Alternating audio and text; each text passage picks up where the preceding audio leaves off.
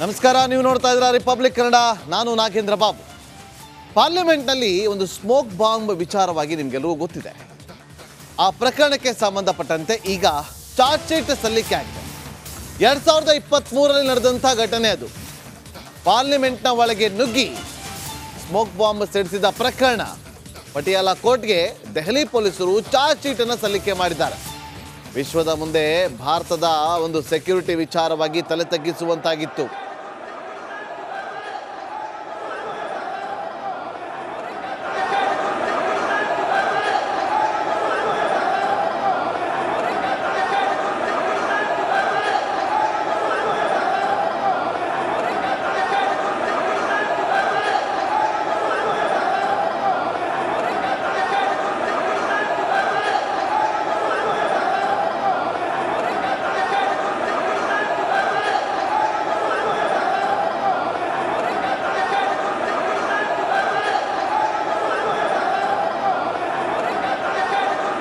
Charge sheet ಸಲ್ಲಿಕೆ ಆಗಿದೆ. ಪಾರ್ಲಿಮೆಂಟ್ನಲ್ಲಿ ಭದ್ರತಾ ಲೋಪ ಆಗಿತ್ತು.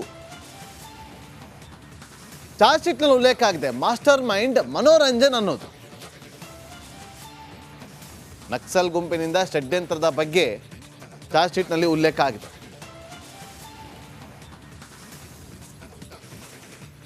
ಒಂದು 1000 ಪುಟಗಳ ಚಾರ್ಜ್ ಶೀಟ್ ಅನ್ನ ಸಲ್ಲಿಕೆ ಮಾಡಿರುವಂತಹ ಪೊಲೀಸರು ಇಡೀ ಭಾರತ ವಿಶ್ವದ ಮುಂದೆ ತಲೆ ತಗ್ಗಿಸುವಂತಾಗಿತ್ತು. ಈ ಒಂದು ಘಟನೆಯಿಂದಾಗಿ ಪಾರ್ಲಿಮೆಂಟ್ನ ಒಳಗೆ ನುಗ್ಗಿ ಅಲ್ಲಿ ಸ್ಮೋಕ್ ಬಾಂಬನ್ನು ಸಿಡಿಸೋ ಮೂಲಕ ಇಡೀ ಭದ್ರತೆಯ ಲೋಪವನ್ನು ಪ್ರಶ್ನಿಸುವಂತಾದಂತಹ ಘಟನೆ ಅದು. ಮೈಸೂರು ಮೂಲದ ಮನೋರಂಜನ್ ಪ್ರಮುಖ ವ್ಯಕ್ತಿ ಅನ್ನೋದು ಈಗ ಚಾರ್ಜ್ ಶೀಟ್ನಲ್ಲಿ ಉಲ್ಲೇಖ ಆಗಿದೆ. ಮತ್ತಷ್ಟು ಮಾಹಿತಿಯನ್ನು ಕೊಡೋದಕ್ಕೆ ನಮ್ಮ ಹಿರಿಯ ಪತ್ರಕರ್ತ Sunil Dharmasthala, senior crime reporter Sunil Dharmasthala ಈಗ ಲೈವ್ನಲ್ಲಿ ಜಾಯ್ನ್ ಆಗಿದ್ದಾರೆ. ಸುನಿಲ್, 1000 ಪುಟಗಳ ಚಾರ್ಜ್ ಶೀಟ್ ಸಲ್ಲಿಕೆ ಆಗಿದೆ.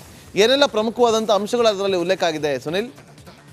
ಎಸ್ ನಾಗೇಂದ್ರ ಬಾಬು, 2023ರಲ್ಲಿ ನಡೆದಂತಹ ಪಾರ್ಲಿಮೆಂಟ್ನಲ್ಲಿ ಸ್ಮೋಕ್ ಬಾಂಬ್ ಘಟನೆಗೆ ಸಂಬಂಧಪಟ್ಟಂತೆ ಈಗ ದೆಹಲಿ ಪೊಲೀಸರು ಪಟಿಯಾಲ ಕೋರ್ಟಿಗೆ ಈ ಒಂದು ಚಾರ್ಜ್ ಶೀಟ್ನ ಸಲ್ಲಿಕೆ ಮಾಡಿರುವಂಥದ್ದು. ಸುಮಾರು 1000 ಪುಟಗಳ ಚಾರ್ಜ್ ಶೀಟ್ನ ಸಲ್ಲಿಕೆ ಮಾಡಿರುವಂಥದ್ದು. ಇಡೀ ಚಾರ್ಜ್ ಶೀಟ್ನಲ್ಲಿ ಪ್ರಮುಖವಾಗಿ ಉಲ್ಲೇಖ ಆಗಿರುವಂತಹ ಅಂಶಗಳು ಅಂತ ಹೇಳಿದರೆ, ಒಂದು, ವಿಶ್ವದ ಮುಂದೆ ಭಾರತದ ಘನತೆಯನ್ನು ತಗ್ಗಿಸೋದಕ್ಕೋಸ್ಕರ ಆರೋಪಿಗಳು ಈ ಒಂದು ಕೃತ್ಯವನ್ನು ಎಸಗಿದ್ದಾರೆ ಅಂತೇಳಿ ಒಟ್ಟು 6 ಜನ ಆರೋಪಿಗಳು ಇದರಲ್ಲಿ ಇನ್ವಾಲ್ವ್ ಆಗಿರುವಂಥದ್ದು. ಆ್ಯಂಡ್ ಅದರಲ್ಲೂ ಕೂಡ ಮತ್ತೊಂದು ವಿಶೇಷ ಅಂತ ಹೇಳಿದರೆ, ಇಡೀ ಪ್ರಕರಣದಲ್ಲಿ ಈ 6 ಜನ ಆರೋಪಿಗಳು ಭಾಗಿಯಾಗೋದಕ್ಕೆ ಪ್ರಮುಖವಾಗಿ ಕಾರಣ ಆಗಿದ್ದು ಸೋಷಿಯಲ್ ಮೀಡಿಯಾ. ಆರಂಭದಲ್ಲಿ ಈ ತಂಡದಲ್ಲಿ ಒಟ್ಟು 10 ಜನ ಇದ್ದರು. ಇವರೆಲ್ಲರೂ ಕೂಡ ಸೋಷಿಯಲ್ ಮೀಡಿಯಾದಲ್ಲಿ ಪರಿಚಯ ಆಗಿದ್ದರು. ಮತ್ತು ಮೈಸೂರಿನಲ್ಲಿ 2022ರಲ್ಲಿ ಮೊದಲನೇ ಬಾರಿ ಒಂದು ಮೀಟಿಂಗ್ ನಡೆದಿತ್ತು. ಒಂದು ಫ್ಲ್ಯಾಟ್ನಲ್ಲಿ, ಅಪಾರ್ಟ್ಮೆಂಟ್ನಲ್ಲಿರುವಂಥ ಫ್ಲ್ಯಾಟ್ನಲ್ಲಿ ಮನೋರಂಜನ್ ನೇತೃತ್ವದಲ್ಲಿ ಮೀಟಿಂಗ್ ನಡೆದಿತ್ತು.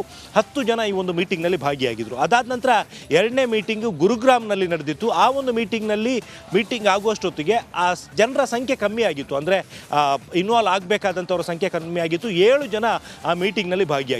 ಮುಂದಿನ ದಿನಗಳಲ್ಲಿ ಇವರೆಲ್ಲರೂ ಕೂಡ ಈ ಮಾವೋಯಿಸ್ಟ್ಗಳು ಮತ್ತು ಈ ನಕ್ಸಲ್ ರಿಲೇಟೆಡ್ ಆದಂತಹ ಸಾಕಷ್ಟು ಬರಹಗಳನ್ನು ಓದಿ ಅದರಿಂದ ಪ್ರೇರೇಪಿತರಾಗಿದ್ದರು ಅನ್ನುವಂಥ ಒಂದು ವಿಚಾರ ಕೂಡ ತನಿಖೆ ವೇಳೆ ಬೆಳಕಿಗೆ ಬಂದಿದೆ. ಇದನ್ನು ಕೂಡ ಚಾರ್ಜ್ ಶೀಟ್ನಲ್ಲಿ ಉಲ್ಲೇಖ ಮಾಡಲಾಗಿದೆ. ಒಟ್ಟು 5 ಮೀಟಿಂಗ್ಗಳನ್ನು ನಡೆಸಿದಂಥ ಆರೋಪಿಗಳು ಅಂತಿಮವಾಗಿ ಪಾರ್ಲಿಮೆಂಟ್ ಒಳಗಡೆ ಹೋಗಿ ಅಟ್ಯಾಕ್ ಮಾಡುವಂಥದ್ದಕ್ಕೆ ಎಲ್ಲ ರೀತಿಯ ಪ್ಲಾನ್ಗಳನ್ನು ಕೂಡ ಮಾಡಿದ್ರು. ಇಡೀ ಪ್ರಕರಣಕ್ಕೆ ಮಾಸ್ಟರ್ ಮೈಂಡ್ ಆಗಿದ್ದಂಥವನು ಮೈಸೂರಿನ ಮನೋರಂಜನ್ ಅನ್ನುವಂಥದ್ದು ಮತ್ತೊಂದು ವಿಶೇಷ. ಸೊ ಇದಕ್ಕೆ ಸಂಬಂಧಪಟ್ಟಂಥ ಎಲ್ಲ ರೀತಿಯ ಸಾಕ್ಷ್ಯಾಧಾರಗಳನ್ನು ಕೂಡ ಸಂಗ್ರಹಿಸಿರುವಂತಹ ದೆಹಲಿ ಪೊಲೀಸರು ಕೋರ್ಟಿಗೆ ವಿಸ್ತೃತವಾದಂಥ ಒಂದು ಚಾರ್ಜ್ ಶೀಟ್ನ ಸಲ್ಲಿಕೆ ಮಾಡಿದರೆ, ಮುಂದಿನ ದಿನಗಳಲ್ಲಿ ಟ್ರಯಲ್ ಶುರುವಾದ ನಂತರ ಈ ಒಂದು ಪ್ರಕರಣ ಎಲ್ಲಿಗೆ ತಲುಪತ್ತೆ ಅನ್ನುವಂಥದ್ದನ್ನು ನೋಡಬೇಕಾಗಿರುವಂಥದ್ದು. ನಾಗೇಂದ್ರ, ಹಾಗೆ ಸಂಪರ್ಕದಲ್ಲೇ ಸುನಿಲ್, ಮತ್ತೆ ನಿಮ್ಮನ್ನ ಸಂಪರ್ಕ ಮಾಡ್ತೀನಿ. ಈಗ ಪ್ರಮುಖವಾಗಿ ಮತ್ತೊಂದು ಬ್ರೇಕಿಂಗ್ ಅಪ್ಡೇಟ್ ಆಗ್ತಾ ಇದೆ ಇದೇ ವಿಚಾರದಲ್ಲಿ. ಮೈಸೂರು, ಗುರುಗ್ರಾಮ್, ದೆಹಲಿಯಲ್ಲಿ ಸರಣಿ ಸಭೆಯನ್ನು ನಡೆಸಿದ್ರು. ಒಟ್ಟು 5 ಬಾರಿ ಸಭೆಯನ್ನು ನಡೆಸಿದ್ರು. ಸಂಸತ್ ಭವನದ ಒಳಗೆ ದಾಳಿ ನಡೆಸೋದಕ್ಕಿಂತ ಮುಂಚೆ ಸೋಷಿಯಲ್ ಮೀಡಿಯಾ ಮೂಲಕ ಎಲ್ಲರ ಪರಿಚಯ ಆಗಿತ್ತು. ಆರೋಪಿಗಳ ಪರಿಚಯ. ಮನೋರಂಜನ್ ಸೇರಿ 6 ಮಂದಿಯನ್ನ ದೆಹಲಿ ಪೊಲೀಸರು ಅವತ್ತು ಅರೆಸ್ಟ್ ಮಾಡಿದ್ರು. ಅರೆಸ್ಟ್ ಮಾಡಿ ವಿಚಾರಣೆಗೊಳಪಡಿಸಿದಾಗ ಈ ಎಲ್ಲ ವಿಚಾರಗಳು ಬಹಿರಂಗ ಆಗಿತ್ತು. ಸಂಸತ್ ಹಾಲ್ಗೆ ಜಂಪ್ ಮಾಡಿದ ಸಾಗರ್ ಮತ್ತು ಮನೋರಂಜನ್. ಸ್ಮೋಕ್ ಬಾಂಬ್ ಹಾಕಿದ್ದಂಥದ್ದು ಮನೋರಂಜನ್. 5 ಬಾರಿ ಸರಣಿ ಸಭೆಯನ್ನು ನಡೆಸ್ತಾರೆ. 5 ಬಾರಿ ಸಂಸತ್ ಭವನದ ಒಳಗಡೆ ಹೇಗೆ ಹೋಗಬೇಕು, ಯಾರು ಬಾಂಬನ್ನು ಸಿಡಿಸ್ಬೇಕು, ಸ್ಮೋಕ್ ಬಾಂಬನ್ನು ಸಿಡಿಸ್ಬೇಕು, ಹೇಗೆಲ್ಲ ಪ್ಲಾನ್ ಮಾಡಬೇಕು ಅಂತೀವಿ. 5 ಬಾರಿ ಇವರು ಪ್ಲಾನಿಂಗನ್ನು ಮಾಡ್ತಾರೆ. 5 ಬಾರಿ ಮೀಟಿಂಗನ್ನು ಮಾಡಿ ಎಲ್ಲರೂ ಬೇರೆ ಬೇರೆ ರಾಜ್ಯದವರು, ಬೇರೆ ಬೇರೆ ಮೂಲದವರು. ಈಗ ಈ ವಿಚಾರವಾಗಿ ಚಾರ್ಜ್ ಶೀಟ್ ಸಲ್ಲಿಕೆ ಆಗಿದೆ. ಮಾಹಿತಿ ಕೊಡ್ತಾ ಇದ್ರು ನನ್ನ ಹಿರಿಯ ಸಹೋದರಿ ಸುನಿಲ್ ಧರ್ಮಸ್ಥಳ. ಸುನಿಲ್, ಈಗ ನೋಡಿ 5 ಬಾರಿ ಮೀಟಿಂಗನ್ನು ಮಾಡಿದ್ದಾರೆ. ಅಂದರೆ ಇದು ಪ್ರೀ ಪ್ಲ್ಯಾನ್ ಮಾಡಿ ಇದು ಆಗಿರೋದು ಪಕ್ಕಾ ಆಗ್ತಾ ಇದೆ. ಅಷ್ಟೇ ಅಲ್ಲದೆ ಮನೋರಂಜನೆ ಇಲ್ಲಿ ಮಾಸ್ಟರ್ ಮೈಂಡ್ ಅನ್ನೋದು ಕೂಡ ಗೊತ್ತಾಗ್ತಾ ಇದೆ. ಸುನಿಲ್, ಎಸ್ ನಾಗೇಂದ್ರ, ಮನೋರಂಜನ್ ಸೂಚನೆ ಪ್ರಕಾರ ಇದೆಲ್ಲವೂ ಕೂಡ ನಡೆದಿತ್ತು ಅನ್ನುವಂಥದ್ದು ತನಿಖೆ ವೇಳೆ ಬಹಿರಂಗ ಆಗಿದೆ. ಇದರಲ್ಲಿ ಒಟ್ಟು 6 ಜನ ಆರೋಪಿಗಳಲ್ಲಿ 4 ಜನ ಘಟನೆ ನಡೆದದನ್ನೇ ಅರೆಸ್ಟ್ ಆಗಿದ್ರು. ಅಂದರೆ ಮನೋರಂಜನ್ ಮತ್ತು ಸಾಗರ್ ಪಾರ್ಲಿಮೆಂಟ್ ಒಳಗಡೆ ಅಟ್ಯಾಕ್ ಮಾಡುವಂಥ ಟೈಮ್ನಲ್ಲಿ ಅದಾದ ಬಳಿಕ ಪೊಲೀಸರು ಅರೆಸ್ಟ್ ಮಾಡಿದ್ರು. ಇನ್ನಿಬ್ಬರು ಪಾರ್ಲಿಮೆಂಟ್ ಭವನದ ಹೊರಗಡೆ ಸ್ಮೋಕ್ ಬಾಂಬನ್ನು ಸಿಡಿಸಿದ್ರು.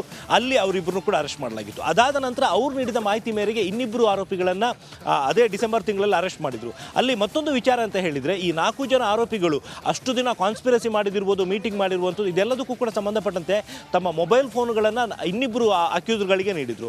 ಆ ಇಬ್ಬರು ಆರೋಪಿಗಳು ಇವರ ಮೊಬೈಲ್ ಫೋನ್ ಇರ್ಬೋದು, ಸಿಮ್ ಕಾರ್ಡ್ ಇರ್ಬೋದು, ಇದೆಲ್ಲವನ್ನು ಕೂಡ ಡಿಸ್ಟ್ರಾಯ್ ಮಾಡಿದರು. ಏನಕ್ಕೆ ಅಂದರೆ ನಾಳೆ ದಿನ ಯಾವುದೇ ರೀತಿಯ ಸಾಕ್ಷ್ಯಗಳು ಕೂಡ ಸಿಗಬಾರ್ದು ಅನ್ನೋ ಕಾರಣಕ್ಕೋಸ್ಕರ ಈ ಎಲ್ಲ ಸಾಕ್ಷ್ಯಗಳನ್ನು ಕೂಡ ನಾಶ ಮಾಡಿದರು ಅನ್ನುವಂಥ ಒಂದು ವಿಚಾರ ಕೂಡ ಈ ಒಂದು ತನಿಖೆ ವೇಳೆ ಬೆಳಕಿಗೆ ಬಂದಿದೆ. ಸದ್ಯಕ್ಕೆ ಇವೆಲ್ಲದಕ್ಕೆ ಸಂಬಂಧಪಟ್ಟಂತೆ ಒಟ್ಟು 5 ಮೀಟಿಂಗ್ಗಳನ್ನು ನಡೆಸೋದಕ್ಕೆ ಸಂಬಂಧಪಟ್ಟಂತೆ ಎಲ್ಲೆಲ್ಲಿ ಮೀಟಿಂಗ್ನ ಮಾಡಿದ್ರು, ಆ ಮೀಟಿಂಗ್ನಲ್ಲಿ ಯಾರ್ಯಾರು ಭಾಗಿದ್ರು ಮತ್ತು ಅಲ್ಲಿ ಏನೇನು ವಿಚಾರಗಳು ಚರ್ಚೆ ಆಗಿತ್ತು. ಕೊನೆಗೆ ಮಾಜಿ ಸಂಸದ ಪ್ರತಾಪ್ ಸಿಂಹ ಅವರ ಕಚೇರಿಯಿಂದ ಈ ಒಂದು ಪಾಸ್ಗಳನ್ನು ತಗೊಂಡು ಯಾವ ರೀತಿ ಇವರು ಒಳಗಡೆ ಹೋದರು, ಇದೆಲ್ಲದಕ್ಕೂ ಕೂಡ ಸಂಬಂಧಪಟ್ಟಂತೆ ಎಲ್ಲ ರೀತಿಯ ಸಾಕ್ಷ್ಯಾಧಾರಗಳನ್ನು ಕೂಡ ಪೊಲೀಸರು ಕಲೆ ಹಾಕಿದ್ದಾರೆ. ನಾಗೇಂದ್ರ, ಸುನಿಲ್ ನೋಡಿ, ಈಗ ಪ್ರಮುಖವಾಗಿ ಸಂಸದ ಪ್ರತಾಪ್ ಸಿಂಹ ಅವರ ಹೆಸರು ಕೂಡ ಇಲ್ಲಿ, ಅಂದರೆ ಅವರೇ ಪಾಸ್ ಕೊಟ್ಟಿದ್ದು ಅನ್ನೋ ವಿಚಾರವಾಗಿ, ಅವರ ಕಚೇರಿಯಿಂದಲೇ ಪಾಸ್ ಪಡೆದುಕೊಂಡಿದ್ದು ಅನ್ನೋ ವಿಚಾರ ಇದೆಯಲ್ಲ, ಈ ವಿಚಾರವಾಗಿ ಚಾರ್ಜ್ ಶೀಟಲ್ಲಿ ಏನಾದರೂ ಉಲ್ಲೇಖ ಆಗಿದೆಯಾ? ಎಸ್ ನಾಗೇಂದ್ರ, ಈ ಚಾರ್ಜ್ ಶೀಟ್ನಲ್ಲಿ ಉಲ್ಲೇಖ ಆಗಿರುವಂಥ ವಿಚಾರಗಳಲ್ಲಿ ಇದು ಕೂಡ ಒಂದಿದೆ.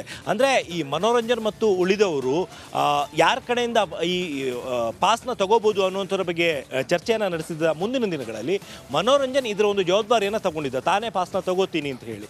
ಸೊ ಅದಾದ ಬಳಿಕ ತನ್ನ ಒಂದು ವೈಯಕ್ತಿಕ ಸಂಪರ್ಕದ ಮೂಲಕ ಮೈಸೂರು ಕಚೇರಿಗೆ ತೆರಳಿ ಆತ ಈ ಒಂದು ಪಾಸ್ನ ಪಡ್ಕೊಂಡಿದ್ದ. ಅಲ್ಲಿ ಹೇಳಿದ್ದೇನು ಅಂತ ಹೇಳಿದರೆ, ನಮಗೆ ಸೆಷನ್ ನಡೀತಾ ಇರುವಂಥದ್ದನ್ನು ನೋಡಬೇಕು ಅನ್ನೋ ಒಂದು ಕಾರಣವನ್ನು ಹೇಳಿ ಪಾಸ್ನ ಪಡ್ಕೊಂಡಿದ್ರು ಅನ್ನುವಂಥದ್ದು. ಅದರ ಹಿಂದೆ ಇಷ್ಟು ದೊಡ್ಡ ಮಟ್ಟಿಗೆ ಕಾನ್ಸ್ಪಿರಸಿ ಇದೆ ಅನ್ನುವಂಥದ್ದು ಯಾರಿಗೂ ಕೂಡ ಗೊತ್ತಿರಲಿಲ್ಲ. ಈವನ್ ಆ ಇನ್ಸಿಡೆಂಟ್ ಆದ ನಂತರ ವಿಚಾರಣೆ ನಡೆದಂಥ ಸಂದರ್ಭದಲ್ಲೇ ಇದೆಲ್ಲವೂ ಕೂಡ ಗೊತ್ತಾಗಿದ್ದು. ಸೊ ಇದಕ್ಕೆ ಸಂಬಂಧಪಟ್ಟಂತೆ ಮೈಸೂರಿಗೆ ಬಂದಿದ್ದಂತಹ ದೆಹಲಿ ಸ್ಪೆಷಲ್ ಸೆಲ್ನ ಪೊಲೀಸರು ಈವನ್ ಮಾಜಿ ಸಂಸದ ಪ್ರತಾಪ್ ಸಿಂಹ ಅವರ ಕಚೇರಿಯಿಂದ ಈ ಪಾಸ್ನ ನೀಡಿದಂತಹ ಸಂದರ್ಭದಲ್ಲಿ ಏನೇನು ಕ್ರಮಗಳನ್ನು ಅನುಸರಿಸಿದ್ರು ಅನ್ನೋದರ ಬಗ್ಗೆ ಕೂಡ ಮಾಹಿತಿಗಳನ್ನು ಕಲೆ ಹಾಕಿದ್ದಾರೆ ಮತ್ತು ಅದಕ್ಕೆ ಸಂಬಂಧಪಟ್ಟಂಥ ಸಾಕ್ಷ್ಯಾಧಾರಗಳನ್ನು ಕೂಡ ಸಂಗ್ರಹ ಮಾಡಿಕೊಂಡು ಕೋರ್ಟಿಗೆ ಈ ಒಂದು ಚಾರ್ಜ್ ಶೀಟ್ನಲ್ಲಿ ಸಲ್ಲಿಕೆ ಮಾಡಿದ್ದಾರೆ. Nagendra, okay, thank you Sunil ನಿಮ್ಮೆಲ್ಲ ಮಾಹಿತಿಗಾಗಿ.